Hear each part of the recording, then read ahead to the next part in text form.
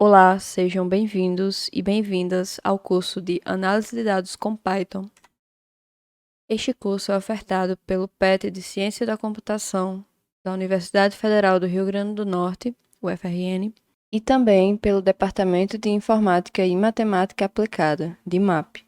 Os alunos que ministrarão tal curso são Axa Augusta, Anne Souza, Gabriel Espínola e Kevin Maciel.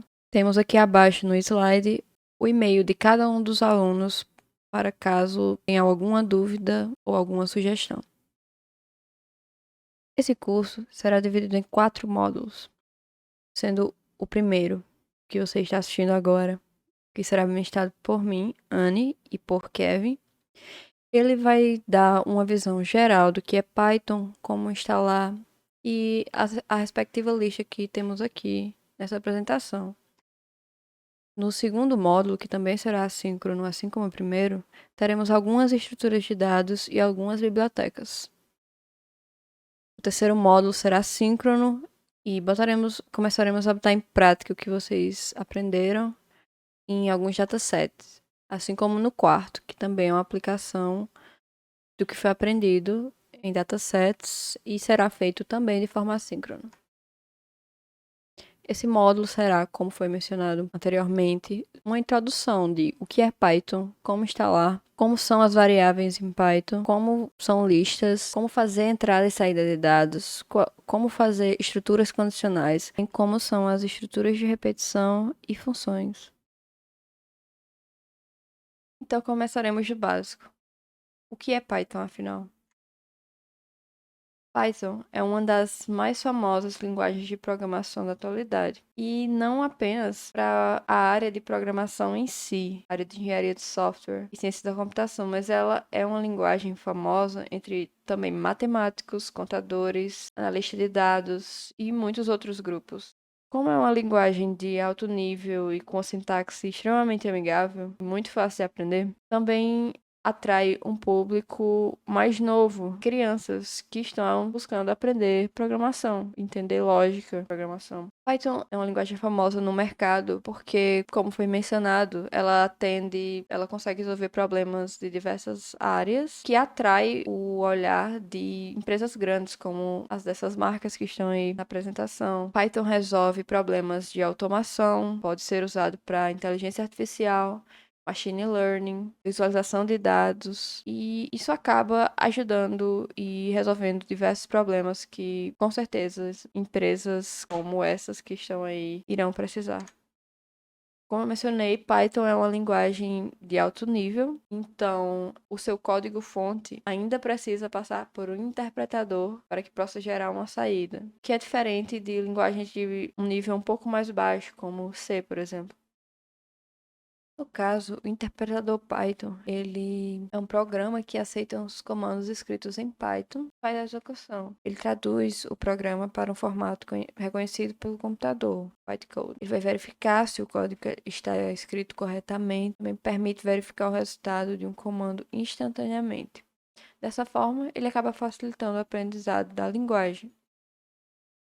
Temos uma demonstração de como é um interpretador Python em terminais, um no Linux e outro no Python Shell. Dessa forma, você já vai conseguir programar em Python diretamente ali no próprio terminal, sem rodeios. Isso quebra a barreira da preparação de ambiente, o que muitas vezes impede uma pessoa de continuar um estudo ou não em uma linguagem. Python é simples de começar.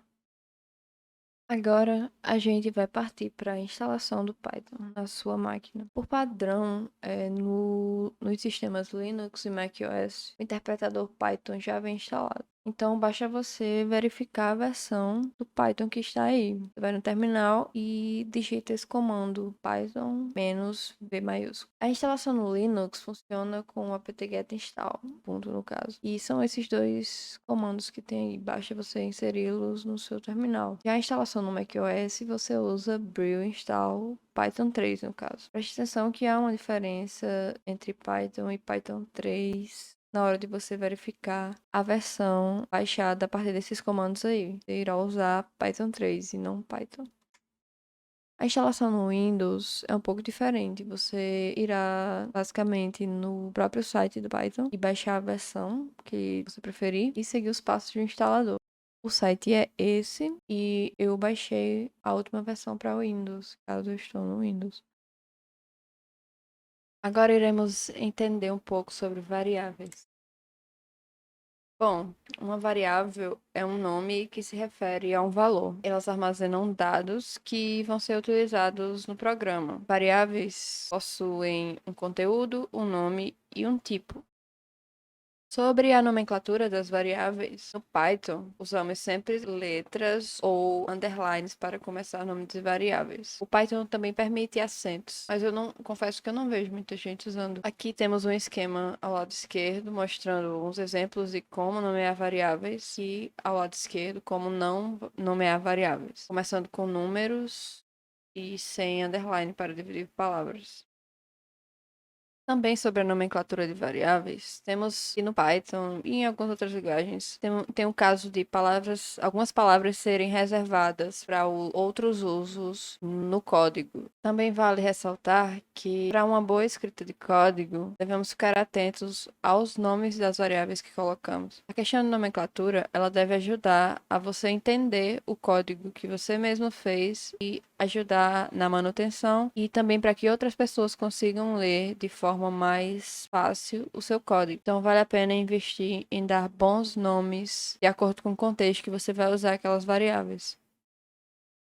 Agora falaremos um pouco sobre tipos. Tipos primitivos. Os tipos primitivos são inteiro, ponto flutuante, complexo, string e lógico. O inteiro armazena 32 bits e um exemplo está aí, que é idade igual a 15. Ponto flutuante armazena 32 bits e aceita números decimais, como peso, que é 60,5. Números complexos também armazenam 32 bits. E aí temos um exemplo ao lado. Um string armazena caracteres e textos. E temos um exemplo armazenando o nome Guido, o sobrenome Rossum e a variável nome completo do tipo string armazenando a string Guido van Rossum. O tipo lógico armazena valores lógicos, obviamente, como true ou false.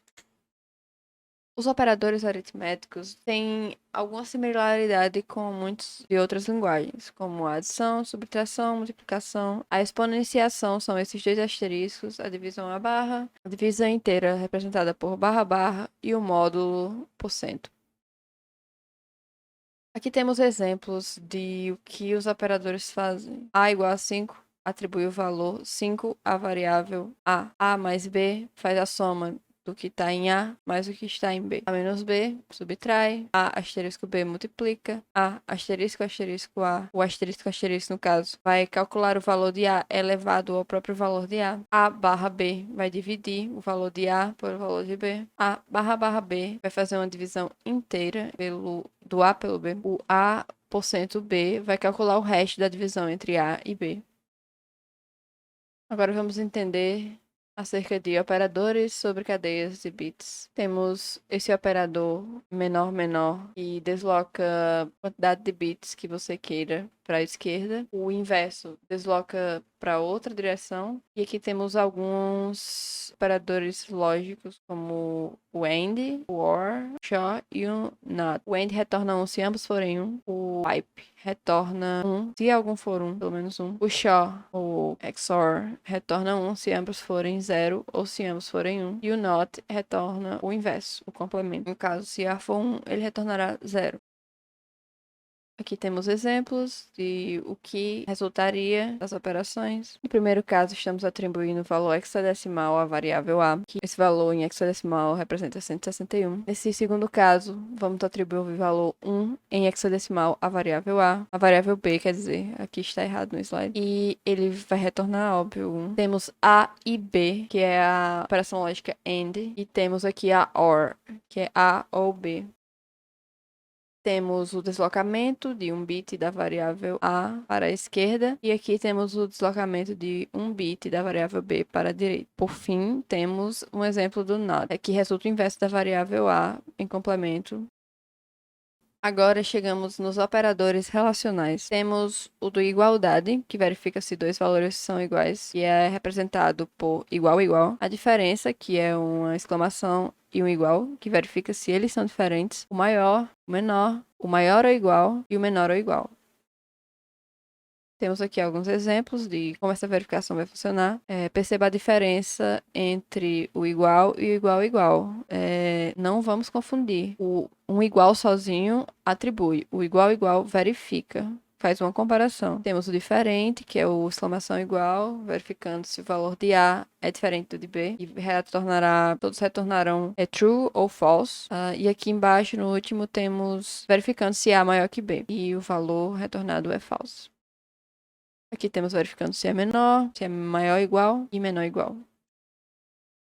Agora entenderemos sobre os operadores lógicos que o Python nos disponibiliza, que são o AND, o OR e o NOT. O AND verifica se dois valores são verdadeiros ou não. O OR verifica se pelo menos uma de duas operações é verdadeira ou não. E o NOT resulta na operação inversa de uma dada operação. Vemos aqui os exemplos. Estamos verificando se a variável nome é igual a string Pedro e se a variável idade é igual a 24. No lado esquerdo temos que a expressão é verdadeira e no lado direito temos que a verificação é verdadeira. Então ele vai retornar um true. Se temos o contrário, um lado falso e o outro verdadeiro, obviamente retornaremos falso. Aqui necessitamos que ambos sejam verdadeiros ou ambos sejam falsos para que retorne true. Nesse terceiro caso, temos um nome igual a Pedro ou, utilizando agora o operador lógico OR, a idade igual a 24.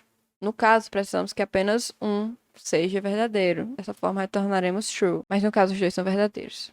No caso seguinte, temos que o nome é verdadeiro e a idade é falsa. Porém, para o OR, nós precisamos que apenas um seja verdadeiro. Então, o que vai retornar aqui será true. No próximo caso, temos que o nome é falso e a idade também é falsa. Portanto, isso será retornado falso. No exemplo seguinte, temos uma mistura do operador not com OR. Se o nome não é João ou a idade não é 30, então nós retornaremos true. Se o nome não é João, isso vai dar um verdadeiro, porque o nome é Pedro. E a idade não é 30, o que também vai dar verdadeiro, porque o que está atribuído à variável idade é o 24. No caso, ambos esses lados são verdadeiros. Então, quando usamos o AND ali no meio, isso será válido e retornará true, já que ambas as sentenças da direita e da esquerda serão verdadeiras.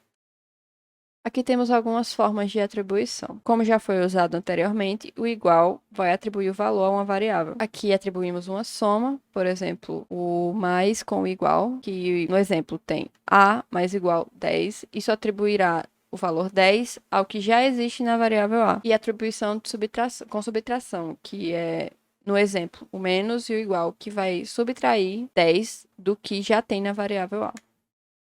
Aqui temos outras formas de atribuição, que é a atribuição com multiplicação, que de forma análoga à subtração e à soma, ela vai funcionar. A divisão do mesmo jeito. E a atribuição com módulo, ela atribui a uma variável o resto da divisão do valor dela com outro valor. Aqui temos alguns exemplos. Temos primeiramente a atribuição do valor 1 à variável A. Temos a soma de 1 à variável A, vai ser 2, porque anteriormente a variável já tinha 1. Aqui temos a subtração e a atribuição à variável A, voltará a ter o valor 1. Multiplicação e atribuição, que pega o que a variável A tinha, que era o valor 1, e irá multiplicar por 10 e atribuir novamente a ela. No caso, 1 vezes 10, 10, portanto, retorna 10, como podemos ver.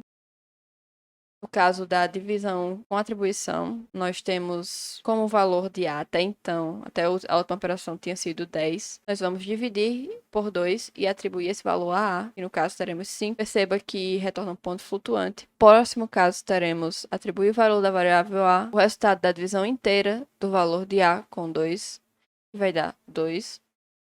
E aqui, por fim, o módulo vai atribuir a variável A o resultado do resto da divisão do valor de A com 2, que resulta em 0.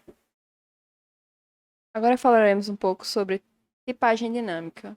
Bom, no Python, como a gente pôde ver nos diversos exemplos anteriores, ele não necessita que a gente declare o tipo da variável antes do nome dela, como em algumas outras linguagens, por exemplo, como C++. Você apenas bota o nome e o valor, e o Python vai deduzir qual é o tipo dessa variável, de acordo com o valor. É importante ressaltar que o tipo da variável muda de acordo com seu conteúdo, como podemos ver nos exemplos acima. Olá pessoal, aqui é o Kevin e vamos dar continuidade à nossa videoaula, vendo agora as listas. Bom, listas elas são tipos de dados, né, que agregam valores geralmente relacionados. É relacionado no sentido de, tipo assim, queremos uma lista de carros, uma lista de inteiros, de palavras. Então esses valores têm alguma relação entre si, né, eles devem ser agrupados porque eles representam uma coisa similar geralmente. Então isso quer dizer nosso primeiro tópico. Eles são armazenados de forma linear, ou seja, existe uma sequência, né, o primeiro elemento, o segundo elemento e assim sucessivamente. Isso também se repete para a memória, né? Na memória os dados também são organizados de forma linear, né? Eles ficam sempre um atrás do outro, na mesma sequência que a gente armazena aqui. Esses valores são individuais, né? E são identificados por índice, ou seja, o primeiro valor ele tem o índice 0, o segundo valor o índice 1 e assim sucessivamente, né? Até chegarmos no n valor da lista. A lista pode conter qualquer valor, né? Isso é uma coisa especial do Python, porque outras linguagens geralmente as listas são o mesmo valor, né? Tipo, a gente tem uma lista de inteiros, uma lista de carros. No Python, não necessariamente, a gente pode ter uma lista que tenha um string, um inteiro e tudo isso na mesma lista, né? Vários tipos de variáveis diferentes. Isso é uma coisa bem interessante, porque nas outras linguagens tem que fazer usar de alguns artifícios, como adição a objeto, ponteiro genérico, esse tipo de coisa. No Python a gente não tem isso aí, né? A gente já tem o próprio a própria variável, né? As próprias propriedades dela já estão lá, porque você está utilizando ele como se fosse uma variável normal, né? Não está usando nenhum tipo de encapsulamento. Isso é uma coisa bem poderosa que o Python nos fornece. Continuando aqui, para declarar uma lista, né, a gente basicamente bota esse igual ao colchete aberto, né, que ele indica uma lista vazia.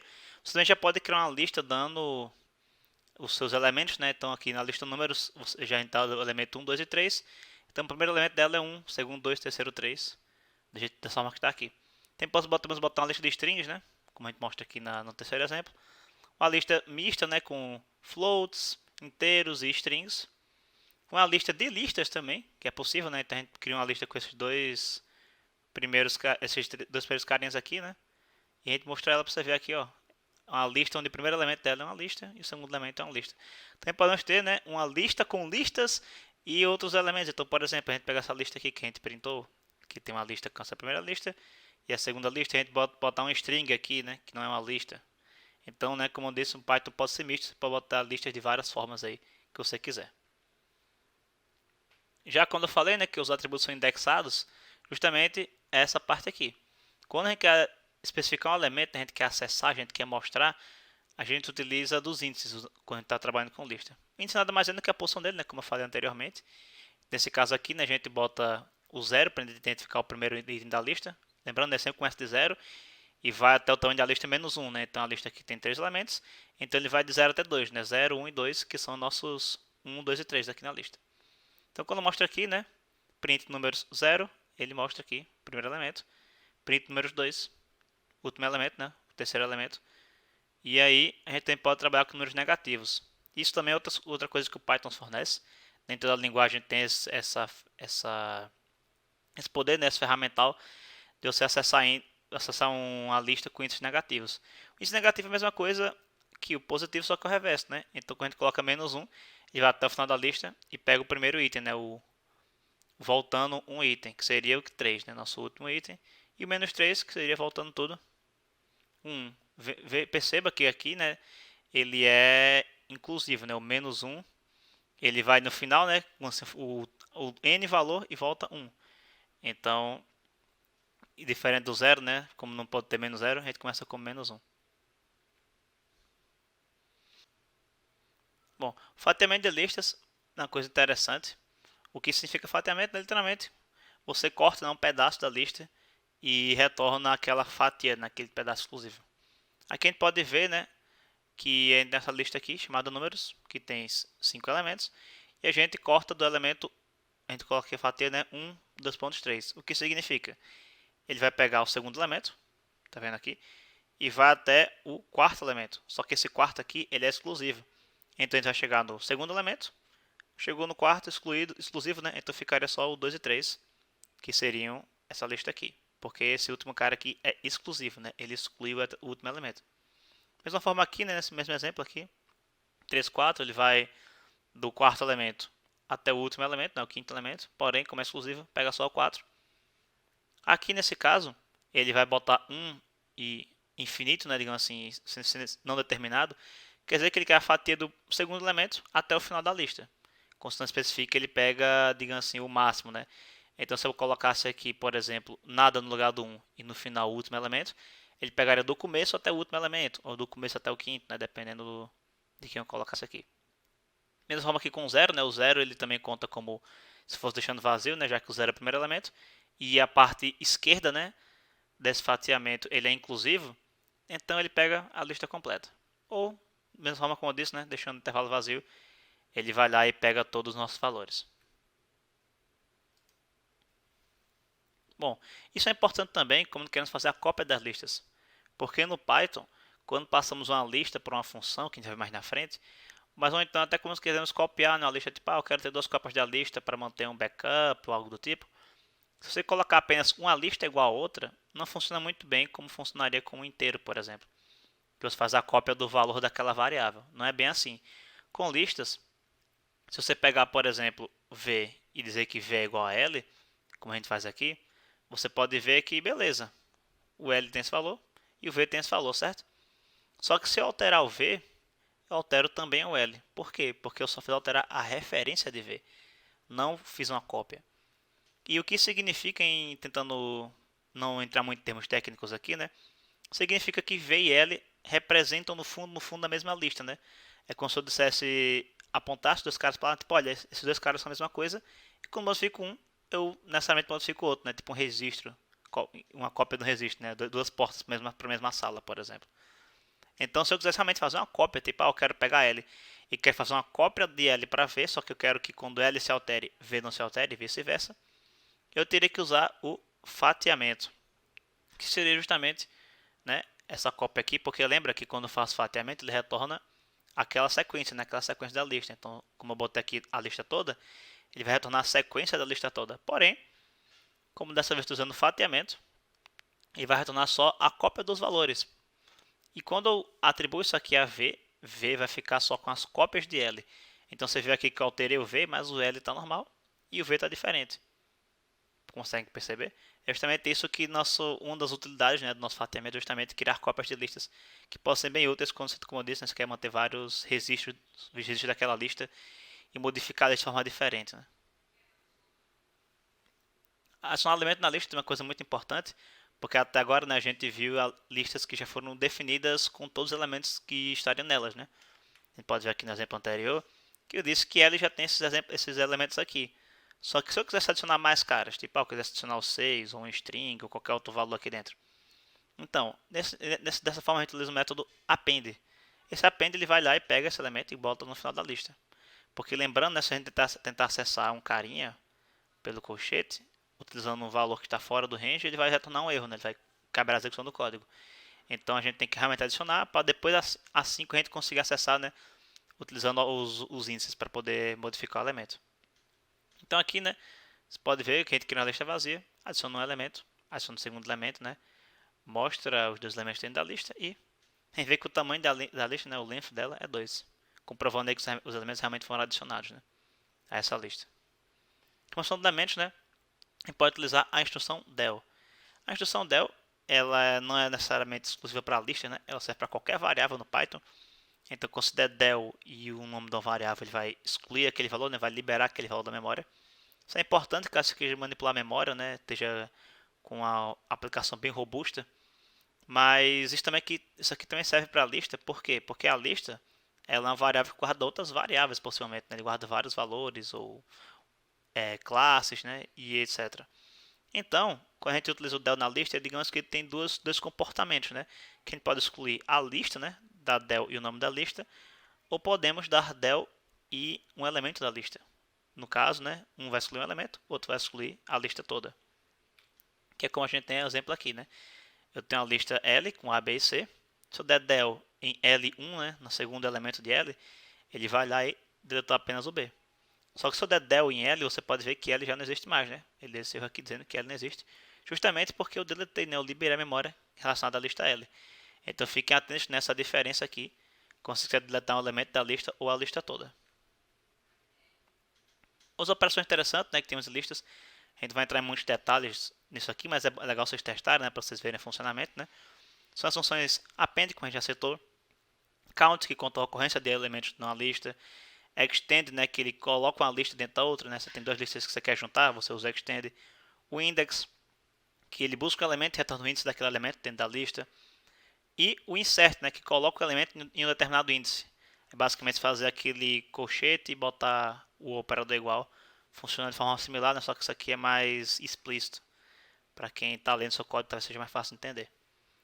O pop, ele retorna o elemento da lista e exclui ele. Então ele pega o comecinho da lista e exclui, como se fosse uma pilha, para quem está mais por dentro das estruturas de dados, né? O remove, ele remove o elemento da lista, similar ao del, né? Só que isso aqui, digamos, é mais legível, né? Mais user-friendly, que não é necessariamente restrito ao Python, né? Outras linguagens geralmente utilizam esse método aqui. Então é interessante também, por mais que seja meio redundante com o del. O reverse, que ele retorna uma cópia da lista, só que ao reverso, né? De trás para frente. Lembrando, tá? Isso aqui é uma cópia da lista. Então serve para você, quero pegar a lista de reserva, você bota para receber o reverse. Ele não vai alterar a sua lista normal. Isso aqui é interessante por causa disso também. E o sort, né, que ordena os elementos da sua lista conforme você vai passando lá. E aqui um exemplo, né, das operações, o append, né, colocou 5, que a gente mostrou antes. O count, que contou a quantidade de ocorrências do número 5 na lista. O extend, que ele coloca concatena, né, a lista que é o final, a lista list. O index retorna o índice que ele primeiro encontra A, tá? Isso aqui é a primeira ocorrência, então se tivessem dois A's, por exemplo, ele retornaria o primeiro A, que seria, por exemplo, no 5 aqui, ele retornaria o primeiro 5, não o segundo. O insert, que ele inseriu os 50 na posição 3 da lista, né? Posição 2, terceiro elemento. Aqui o pop, que o pop pode passar um parâmetro, né? Passa aqui o terceiro elemento, né? O 3. Ele pegou o 3 e removeu da lista. Tanto que quando dá esse remove no 4 aqui, logo depois você pode ver que o 3 também não está na lista, porque, né, a gente deu um pop nele. O pop, quando passa o parâmetro, ele estoura, né? Ele retorna aquele elemento naquele índice. Mas se eu der o pop sem parâmetro, ele pega sempre o primeiro elemento. Reverse, que pegou a lista em ordem reversa, né? E o sort, que ordena nossa lista novamente. Agora vamos tratar, né, de entrada e saída de dados. Entrada e saída de dados é interessante porque uma vez que você faz um código, né, você quer que o usuário ele consiga interagir com o seu código. Ou até mesmo você se comunicar com o usuário. Então, para permitir nessa comunicação, a gente vai precisar, né, de um jeito do usuário dar a entrada, né, nos fornecer dados, nos fornecer respostas. E da gente também de perguntar a ele, né? Afinal, o usuário não vai saber o que tem que responder se a gente não tem uma pergunta. Então, um dos primeiros comandos, né, que eu utilizo para fazer isso aí é justamente o comando input, que você vai receber a entrada do usuário, né? Você coloca aqui, nesse exemplo, você coloca a variável, né, que vai receber esse dado, o input e a mensagem que vai exibir, né? Porque o input, como eu disse, se o usuário ele fornecer uma coisa, você tem que dizer o que é que o cara tem que fornecer, né? Porque senão ele não pode não entender. Então essa mensagem aqui é bem importante, né? Você coloca aqui como parâmetro no input e ele vai lá e mostra isso aí para você. Só que uma coisa importante do input é que ele sempre retornará um string. Então o que o usuário colocar, né, no input dele, quando ele digitar, o input vai retornar esse valor como um string. O que isso é importante? Isso é importante porque pode ser que você esteja esperando um valor inteiro e por mais que ele coloque um inteiro bonitinho, tipo um 10, um 20, um 30, ele vai dar o enter, mandar o input e você vai receber um string, né? Vai dar erro no seu código. Então nesse caso, você deve fazer um cast, né? Uma conversão de tipos, que seria basicamente colocar nesse int ou float aqui na frente, justamente para indicar, né, que esse valor vai ser convertido, né? Esse valor vai ser transformado em outro tipo de variável para você poder trabalhar nela, né? Então, receber string, recebe normal, recebe inteiro, float ou outro tipo de dado que possa ser convertido diretamente. Você vai lá e utiliza esse tipo de transformação aqui. Lembrando, né, que esses casts só estão definidos como para os tipos base, né? Os tipos mais simples, porque, por exemplo, se o usuário manda uma lista para você, a lista é mais difícil de interpretar, né? Então, essa conversão não está feita pelo Python default, né? Você vai ter que procurar alguma biblioteca, talvez, que faça para você. Bom, já a saída de dados, você vai utilizar o comando print. O comando print ele parece com o comando input no sentido de o jeito que você chama ele, né? Você bota o print e aqui dentro você coloca um texto ou uma variável. Só que ao invés do input, né, que a saída sempre é um string, o print, a entrada sempre é um string também, né? Então, quando você for querer printar variáveis, por exemplo, aqui eu mostrei, se você botar print em uma variável só, né? Botar print, eu quero printar a minha variável inteira. Ele vai lá e mostra, sem problema. Só que quando você vai colocar mais de uma variável, ou uma variável, algum texto, por exemplo, aqui no exemplo, né, tipo, o texto a ser exibido, se eu colocasse mais 5, por exemplo, esses 5 sendo inteiro, eu teria que converter esses 5 para string, né? Então, lembrando, né, de sempre utilizar o nosso casting aqui. Eu vou falar um pouco mais de detalhes disso aí no módulo 2, né, quando a gente trabalha com strings propriamente ditas. Mas fica aí o alarme, né, vocês quando forem fazer alguma tarefa, né, forem querer explorar um pouco mais, que quando a gente vai fazer essa concatenação, né, todo mundo tem que ser string. Então lembre-se de converter seus valores, caso eles não sejam de string diretamente. Bom, o primeiro exemplo aqui a gente tem, né, a gente pede para o usuário digitar o nome, ele vai lá, digita o nome João, digita a idade, ó, lembrando aqui do casting, né, para receber o valor inteiro, e o saldo da conta, por exemplo. E aqui ele digita um float e vai converte em float. O segundo exemplo, aqui a gente manda os prints, né? Como eu disse, quando você printa apenas a variável, já faz aquela conversão de string implicitamente, né? Mas se aqui embaixo eu quisesse printar as variáveis, então João tem alguma coisa anos, eu botaria o idade como string, né? Então eu queria colocar idade entre aspas, entre parênteses, quer dizer string parênteses idade. E aí ele conseguiria printar o valor de idade aqui, né? Como string. E assim para saldo também. Para nome não precisa não, porque o nome já é um string.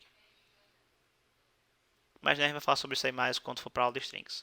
Continuando aqui, vamos para estruturas condicionais. As estruturas condicionais, basicamente, eles desviam, né, a execução do seu código, dependendo de se a calculação é verdadeira ou falsa. Como assim? Por exemplo, aqui a gente tem o if else, que é a nossa estrutura de comando. Se a condição for verdadeira, né, se esse if, né, se essa expressão que a gente colocou aqui dentro, tiver um valor lógico verdadeiro, ele vai lá e entra para esse bloco de execução. Se não, né, caso contrário, caso seja falso, ele vai para esse segundo bloco de execução. Essa é a ideia, né, dos condicionais, é você desviar, né, você só executar coisas caso uma condição seja verdadeira ou falsa, talvez para garantir que um dado não vai estar errado, ou para garantir que um usuário não inseriu um valor incorreto, né, ou em outras coisas que você queira fazer, né, como uma condição de parada, por exemplo, para você sair de alguma questão ou alguma função, né, que você esteja fazendo. Basicamente você pode encadear também, né, condições. Então, por exemplo, eu tenho o if padrão, né, por só ele mesmo. Eu tenho o if else, né, que se acontecer alguma coisa, faça isso, se não, faça aquilo. E tem o elif, que é basicamente o se não se, né? Que a gente fala, se acontecer uma coisa, faça isso. Se não, se acontecer a segunda coisa, faça isso. Ou se nenhuma das duas estiver correta, né, se nenhuma das duas for verdadeira, execute o resto. E esses elifs, né, podem ser encadeados infinitamente. Então posso botar elif, elif, elif, elif, elif, elif, elif até onde eu desejar. Só que lembrando, o elif, quando ele está encadeado, né, com o if, ele vai só ser verificado caso a condição anterior a ele seja falsa. Então, por exemplo, ele só iria olhar o elif se o primeiro if fosse mentira, se fosse falso. Né? Por que isso é importante? Porque talvez exista o caso que você queira sempre verificar as duas. Porque por mais que a primeira seja falsa ou verdadeira, você também quer ver a segunda. Pode ser que seja importante. Aí das duas, ou você coloca as duas condições juntas dentro do primeiro if. Tipo, se for a primeira condição e a segunda condição, né, usando os operadores lógicos que a gente já viu. Ou então, a gente vai ter que botar o if separado, né? If alguma coisa, depois if outra coisa, sem o else, né, do elif. Porque ele sempre vai verificar as duas condições, né? Elas não estão encadeadas. Outra coisa importante, né? Isso aqui serve para estruturas, para funções, ou estruturas de condicionais, né? Perdão, e para estruturas de repetição e funções, que é a nossa indentação.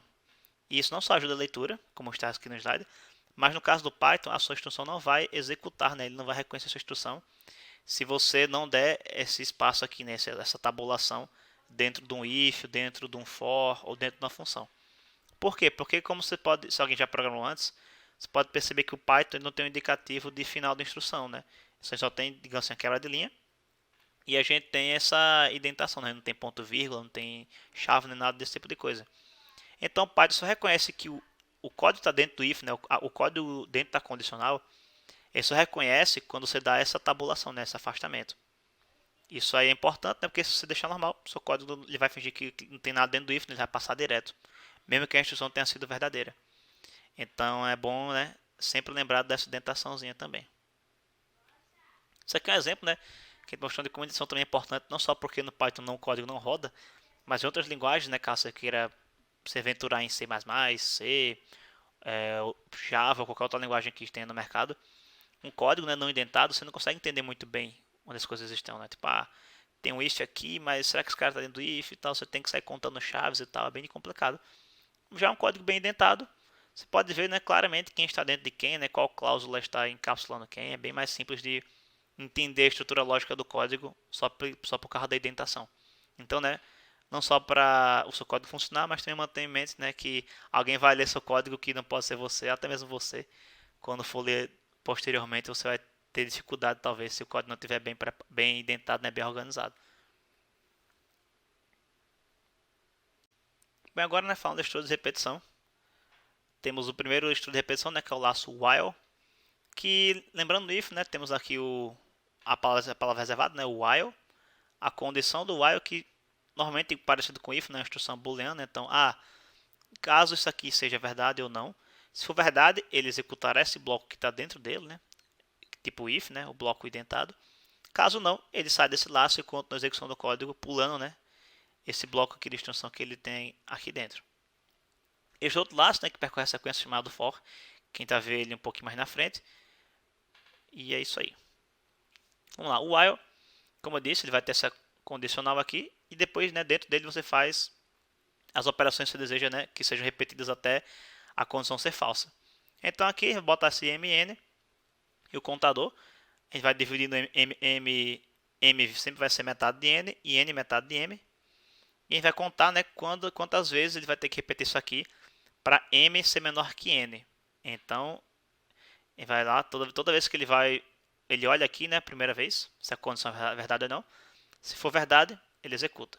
Se for verdade, executa. Verdade, executa.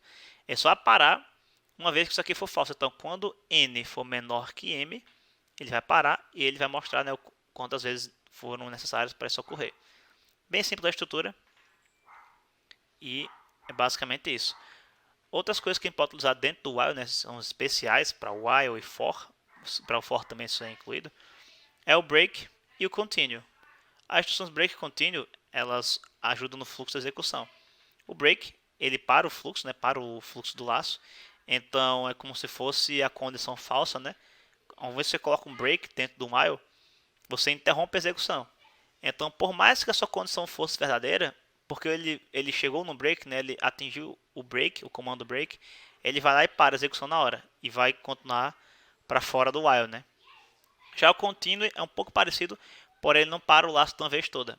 Ele vai parar a execução atual e vai voltar. Então, por exemplo, se tivesse um continue aqui no meio, ele iria dividir o valor de n por 5, guardar em m, e quando chegasse do continue aqui no meio, ele voltaria para o while, verificaria a condição e aí continuaria a execução. Então, o continue é um pouco diferente nesse aspecto. Essa figura aqui ilustra bem a diferença dos dois, né? Enquanto o break ele vai lá e sai do while e vai para a próxima instrução, vendo que essa instrução aqui não é identada, ou seja, ela está fora do bloco do while. Diferente dessa segunda aqui, né, que o continue ele vai lá, para aqui, porém ele volta para cima. Então, né, ele não saiu do while ainda. Ele continua no nosso while, né, continua preso essa condição, contando que ela continua sendo verdadeira. Ok? Vamos lá. Outra função importante, né, antes de a gente ver o for, é a função range. O que é range? Range ele vai dar um intervalo, né? Ele vai dar uma lista com um intervalo em determinado valor. E esse valor vai depender de quantos parâmetros você passar para a função range. Se você passar apenas um parâmetro, ele vai retornar, né, os valores de 0 até esse parâmetro menos 1. Ou seja, o parâmetro é exclusivo. Então, se eu botar o range 5, ele vai retornar 0, 1, 2, 3, 4. E assim, né, para qualquer valor que você passar para cá. Se passar dois parâmetros, ele vai retornar uma lista de valor x a y. Ou seja, se eu botar o range de 4 a 5, ele vai retornar apenas o 4, né? Porque o 5 é exclusivo e o 4 é o primeiro cara da lista. Com 3 parâmetros, ele vai fazer um intervalo de x a y menos 1, só que pulando de z em z.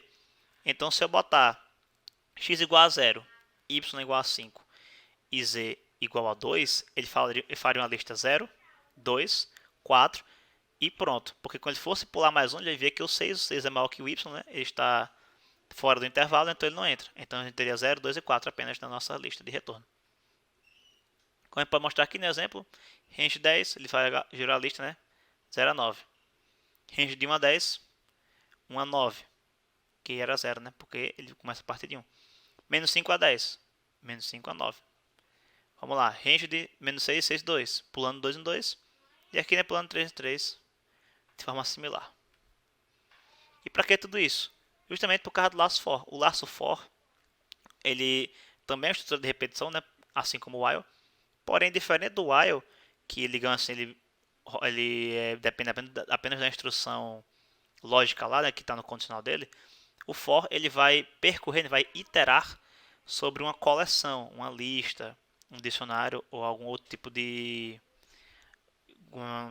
armário, assim, estrutura de dados, né? Ele é útil, né, como eu disse, para percorrer uma lista, porque ele já vai passar por cada elemento.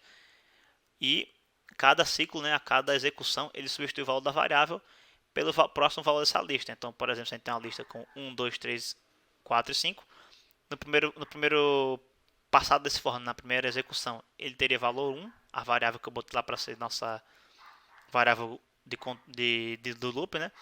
Quando eu passasse na próxima execução, ela teria o valor 2, depois 3, até acabar a nossa lista. E a editação, mesma ideia do while, né? E dentro do bloco, e ele vai, né, passando essa execução. Um exemplo aqui, a gente tem essa lista aqui, né, Janken Pon, pedra, papel e tesoura. A gente percorre, né, para cada item, esse item aqui vai ser uma variável interna do loop, né, ela vai existir aqui dentro, vai ter valor alterado aqui dentro. E para cada item, né, para cada valor dentro da minha lista, que é Janken Pon, ele vai mostrar esse item, né. Então, a execução para cada valor, pedra, primeiro valor, papel, segundo valor, tesoura, terceiro valor. Então, para cada execução do for, o valor item, né, a variável item, perdão, ele pegou um desses carinhas aqui como valor e foi lá mostrando. Já no segundo exemplo, eu digo para ir dentro desse range. A função range, lembrando que lá retorna a lista, né? Então, para cada valor de i dentro dessa lista aqui de range, a gente vai lá e printa o valor de i. Então, 0, 1, 2, 3 até 10, né? Lembrando que o range é exclusivo. Então, o NeoFor é bem útil quando você quer fazer operações sobre uma lista, né? Contar algo de uma lista, guardar algo na lista até, utilizando o range, né? Eu quero guardar uma coisa, quero criar uma lista que tenha 10 elementos. E você quer que os 10 elementos o usuário que bota. Você bota lá o range de 0 a 10 e o usuário vai lá inserindo os valores até a lista estar completa, né? Isso aqui também dá para fazer via for. Bom, indo agora para funções. Função, ela é um bloco, né, identificado por um nome, que é basicamente a abstração de uma determinada operação no código. Ou seja, quando você precisa, às vezes, repetir uma certa operação várias e várias e várias vezes, ou então uma certa verificação, alguma coisa que seja repetida, né, que você precise usar e você provavelmente vai reutilizar isso aí em algum momento no futuro nesse código, ou até mesmo em outros códigos futuros, né, que você vai chegar a implementar. Então, para isso aí a gente usa funções, porque a gente pode simplesmente definir a função, né, que vai fazer essa operação similar a uma função matemática, né, que tem uma entrada, tem uma saída e tem operações que ele faz com essa entrada para poder chegar a essa saída. Essa é a ideia da função, né, é abstrair essa operação e o usuário só tem que saber que ele tem que colocar uma entrada e uma saída. E com o usuário eu me refiro a futuras pessoas que vão usar o código, incluindo você mesmo. Vamos lá. Como é que a gente faz a função primeiramente? A função, parecido com a função matemática, né, a gente vai definir o nome da função, né, que na matemática a gente chama de G, de F, de H ou qualquer outra letra, qualquer outro nome. A gente vai dar o nome dela, né, usar a palavra especial def, que para dizer quem está definindo a função. A gente vai colocar os parâmetros de entrada, que são os valores que a função vai receber. Novamente, puxando paralelo com a função matemática, se a gente diz que a f de x ela tem uma função que recebe 5 valores, então a gente tem que passar nos 5 valores, os 5 parâmetros. Então esses parâmetros aqui vão ser os valores e como vamos chamar os valores. Porque, né, como cada valor pode ser diferente, ou pode ter propriedades diferentes, né? Um pode ser um inteiro, um string, uma lista. Então cada um desses caras aí, ele vai ter um nome, né, um nome de variável associado para a gente poder referenciar esse valor durante nossa execução da função. E os dois pontos, né, para indicar a abertura do nosso escopo, né, do nosso bloco da função. E aí a gente pode executar aqui dentro como se fosse um código normal, né, criando variáveis, usando operações aritméticas, lógicas, etc. Porém, a função tem outra palavra especial, né, chamada return. Não é necessário que toda função tenha um retorno, mas geralmente ela vai ter, né? Porque afinal você chama a função para fazer um processamento, ela deveria retornar o resultado desse processamento. Mas nem sempre é o caso, né? Você não precisa botar um retorno na sua função. Mas, quando você quiser colocar, né? Quando precisar colocar, você coloca return e coloca o valor ou da variável, ou o valor em string, em número, qualquer que seja, você quer retornar na execução dessa função. Lembrando que funções podem ter mais de um retorno. Afinal, quando você, digamos que quer fazer uma verificação, eu quero a função que diz dado um número se ele é par ou ímpar. E ele vai ter que escrever par ou ímpar, certo? Depois que ver o número. Então ele pode ter um retorno que retorna par ou um retorno que retorna ímpar. Esses dois tipos de retorno, né, como é um string, é uma coisa imutável, a gente pode definir dois retornos. E assim para n retornos, né? Caso precise retornar várias variáveis diferentes, dependendo do que o cara colocou como parâmetro na entrada, você pode colocar, né, várias condições de retorno, né, e auxiliar, juntar o if, juntar o else if e tudo mais para poder fazer, né, uma função com vários retornos. Mas enfim, voltando ao exemplo, a gente vai aqui, né, definindo essa função. Aí para chamar a gente coloca o nome da função e passa os parâmetros que a gente quer mostrar para ela. Ou seja, nesse caso aqui a gente passou A para o square. O que ele vai fazer é pegar o A, que vai ser agora chamado x dentro da função, botar essa função ao quadrado. Ou função não, o valor ao quadrado. No caso, né, o 10 ao quadrado, 20, ou 100, perdão, 100. E ele vai lá, né, mostrar o 100 no nosso print aqui. Essa aqui do print, ele está usando um operador de string. A gente vai falar um pouco mais disso aí no dia 2. Então, né, fiquem ligados aí para saber o que essa porcentagem representa de verdade lá na nossa próxima aula. Mas aqui temos outro exemplo, né, de definição de função.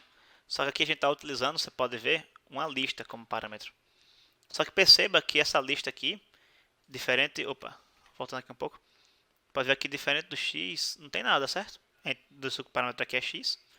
Aqui diz que o parâmetro é L. Isso é uma coisa importante do Python, né? Como ele não é fortemente tipada, você tem essa dinamicidade, né? Então você chama isso aqui de L, poderia ser que o cara passasse um inteiro só. Podia.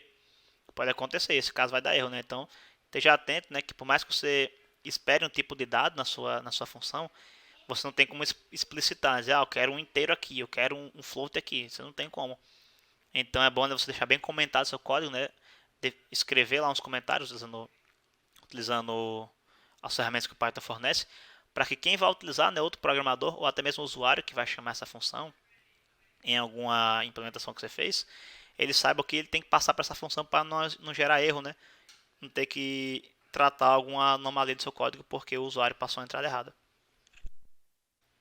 Bom, é uma coisa importante, né, para os parâmetros também, que de vez em quando a gente quer passar vários parâmetros, a gente quer passar mais parâmetros, menos parâmetros, parâmetros com um valor que fica preso lá, tipo, eu quero que esse parâmetro aqui sempre seja 10, a não ser que você especifique, né, queira um valor maior que 10, menor que 10, etc.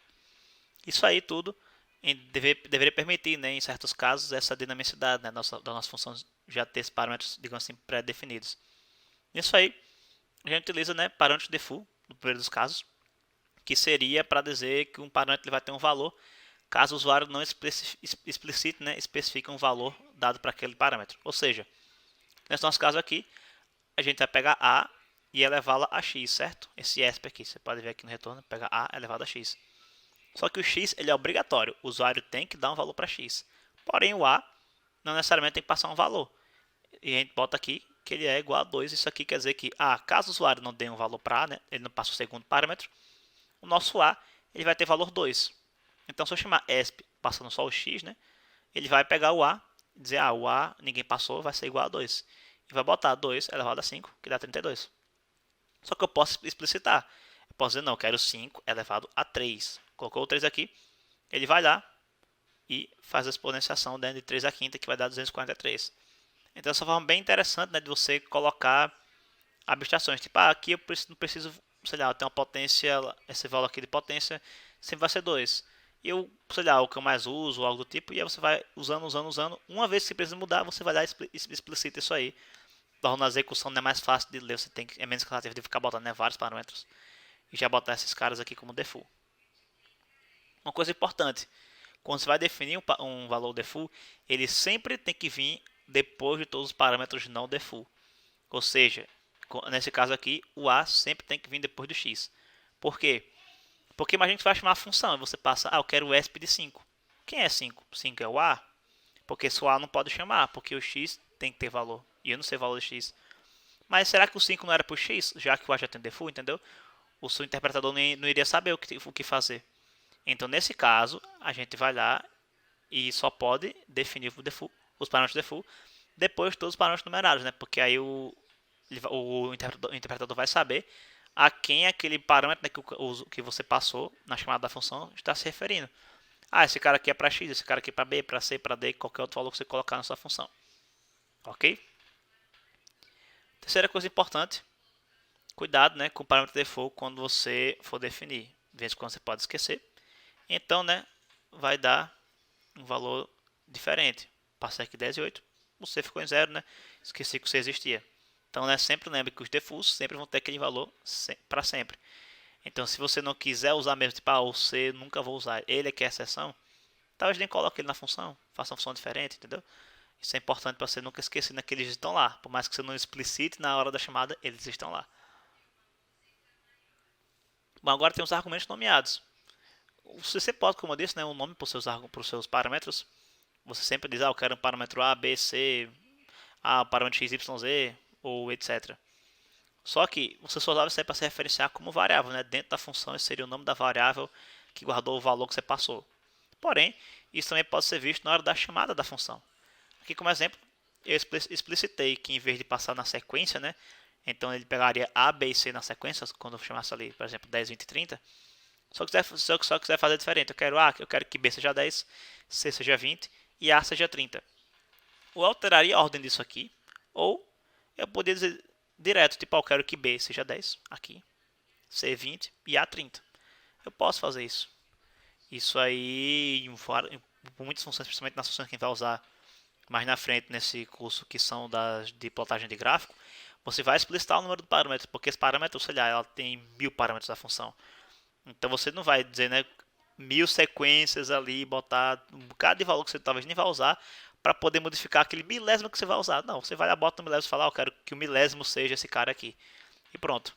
Você vai lá e só precisou passar um cara, em vez de ter que passar 1000 valores para poder modificar só um, que é o que você queria modificar. Isso aqui é bem importante. Outra coisa, na hora da chamada, o não nomeado sempre vem depois dos que não foram nomeados. Ou seja, se você explicitou B, A, C e etc., você tem que colocar eles depois de passar os caras que você não explicitou. Por quê? Da mesma forma que a gente não poderia usar o default na ordem contrária, isso aqui também é verdade. O interpretador pode ficar perdido. Porque afinal você usou o valor de A, certo? A igual a 20. Só que A também é o primeiro carinha que recebe um parâmetro, certo? Ele é o primeiro parâmetro da nossa função. E esse 30 deveria ir para ele, certo? Ele é o primeiro parâmetro não numerado. Só que além de ter dois valores só para A, ele não sabe se esse cara aqui é para A, se é para B, se é para C, porque ele não está na posição certa. Então o interpretador não roda, diz que tem um erro, e aí a gente teria que reorganizar isso aqui. Então tome cuidado, né? Sempre, prioridade é parâmetros não nomeados, depois parâmetros nomeados, e depois o default, né? Que o default você não coloca. Sempre lembra dessa ordem. Outra coisa, né? Quando a gente não nomeia, ele vai, né, como eu disse, pegar a sequência. Então, uma vez que esse 30 aqui foi para A, né, agora está na ordem correta. Só que depois eu botei A igual a 20 novamente. Ele não vai deixar, porque a gente tem múltiplos valores para A. Ele não vai saber se A tem que ser 30 ou A tem que ser 20. Então, né, também lembre-se de sempre olhar a posição do argumento que você passou, para você não colocar dois valores para ele e ter um erro, né? Uma ambiguidade no seu código. Outra coisa importante com função: funções com listas de argumentos arbitrários. Lembra que eu disse que existem funções que podem ter, sei lá, 1000 argumentos?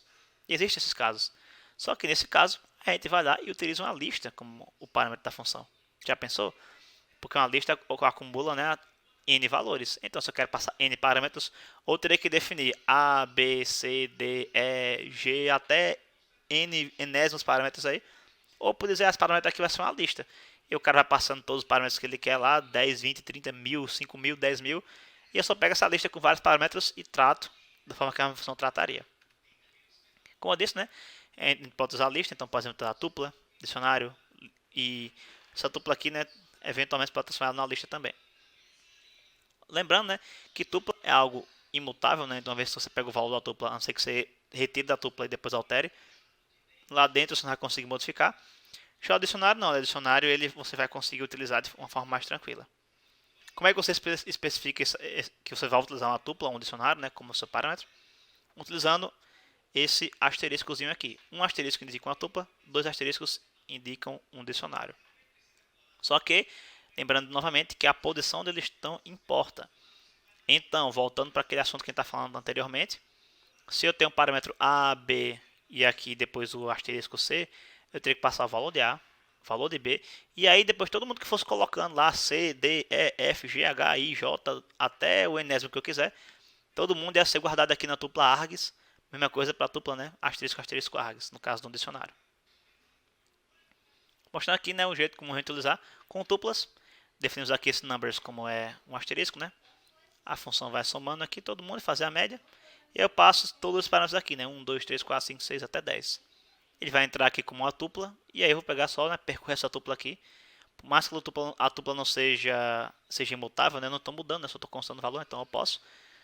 Percorro a tupla, faço aqui a média e depois eu retorno essa média. Já com o dicionário, é a mesma ideia, né? Só que aqui eu posso passar o nome.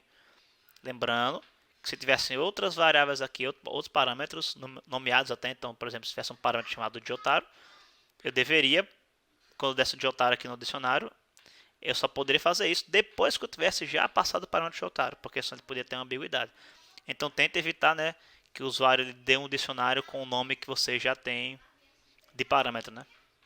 Tenta evitar que o usuário faça isso, né? Bota uma exclamação na explicação que ele não pode fazer isso. E aí, né, passando o dicionário assim, aqui dentro ele vai lá, percorre o dicionário e mostra para os caras. Vamos lá. Novamente falando sobre argumentos. Desempacotar argumentos seria basicamente o que a gente falou anteriormente, né? Quando você pega uma lista de parâmetros, você vai ter que quebrar, né? Você vai ter que pegar esses parâmetros de alguma forma. Isso aí é como a gente faria anteriormente, né, com nossas tuplas ou listas ou dicionários. A gente pega os argumentos e desencapsula, como se fosse uma tupla. Aqui a gente mostrou como exemplo uma função que vai lá e troca algumas letras, algumas palavras dessas strings que a gente passou. Então a pessoa bota goodbye cruel world, aqui a gente vai lá e troca o cruel world por o goodbye cruel por hello e awesome. Chama a função 1, ele vai preencher isso aqui. Aqui a gente desempacotou, né? Você pode ver que a gente pegou essa lista aqui, esse arg transformou em lista, então pegou a tupla, transformou em lista. Alterou a lista, né? Porque isso a gente não podia alterar, porque seria uma tupla. Chamou a primeira função, que a primeira função vai lá e mostra os prints. Mas se eu quisesse passar uma tupla maior, daria problema. Por quê? Eu tentei desempacotar, quando fui mandar 4 caras, ele esperava só 3. Deu problema. Então, né, tanto quanto desempacotar seja a mesma coisa que anteriormente, temos que verificar se o tamanho da lista é compatível com quem está esperando. Porque pode ser que ela esteja maior, então a gente vai chamar outra função, ou fazer um tratamento, reduzir o tamanho, aí dependendo do que você estiver fazendo, mas lembre-se sempre de verificar esse tamanho, porque senão, né, pode acontecer esse erro aqui, que a gente passou por uma função quantidade de parâmetros menor do que esperava ou maior do que esperava. Bem, agora temos alguns exercícios que vocês podem fazer, né? Isso aqui é interessante para vocês treinarem, quem pratica essas aulas aqui. São exercícios bem interessantes para treinar cada uma das competências que a gente verificou aqui nessa aula 1. A referência que a gente utilizou para as aulas, né, da documentação do próprio Python, que explica em vários detalhes o que a gente falou aqui, né, caso alguém esteja mais curioso de procurar alguma coisa específica que a gente não entrou muito a fundo aqui no curso, ou até mesmo adiantar algumas coisas mais avançadas, caso já domine bastante a linguagem. Ou até mesmo o tutorial W3 Schools. Isso aqui a gente recomenda principalmente para quem está começando agora, né, ver o Python, porque tem exemplos mais ilustrados, exemplo de código, saída e tudo mais, que pode ajudar para você ver, né, diferente da documentação que em sua maioria é muito texto corrido. Bom, nossos contatos, né, vocês podem perguntar qualquer coisa que vocês têm para a gente desse mini curso, tanto agora quanto depois, né. Podem mandar para o nosso e-mail do grupo, ou então para os nossos apresentadores, né? A Axa, a Enio, o Gabriel, eu mesmo. O site do grupo também, né, vai ter todos esses dados aqui e até mais, caso vocês tenham dúvidas de outros assuntos também, né, queiram conversar sobre isso. Lá tem mais detalhes, né, de como você pode se informar sobre isso aí. Nas redes sociais, né, onde a gente divulga todos os vídeos, todas as ações que a gente vai fazer, tá tudo por lá, né, tanto no Instagram quanto no Facebook, principalmente no Instagram. Então, né, se quiserem ficar antenados aí, sigam lá. E esse pessoal, muito obrigado por participarem. Ah, e claro, né, caso tenham outras dúvidas também, pode entrar no Discord do curso, que todos nós ficamos felizes, né, em atender essas dúvidas quando for necessário, ok? Muito obrigado e até a próxima.